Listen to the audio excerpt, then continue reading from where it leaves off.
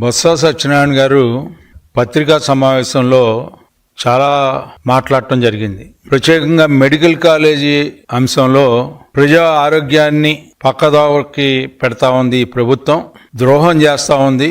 మేము అన్ని కాలేజీల్లో పర్యటించి ప్రజల్లోకి తీసుకువెళ్తాం, ఈ అంశాన్ని ప్రైవేటీకరణని ఆపుతామని చెప్పి ఏదేదో మాట్లాడుతూ ఉన్నారు. మీరు మొన్న జరిగినటువంటి సమావేశంలో, శాసన మండలి సమావేశాల్లో మీరు చాలా స్పష్టంగా ప్రభుత్వం యొక్క వైఖరి అది ప్రైవేటీకరణ కాదు, పీపీపీ అంటే చాలా స్పష్టంగా వివరించడం జరిగింది నేటి వైద్య ఆరోగ్య శాఖ మంత్రి గారి ద్వారా.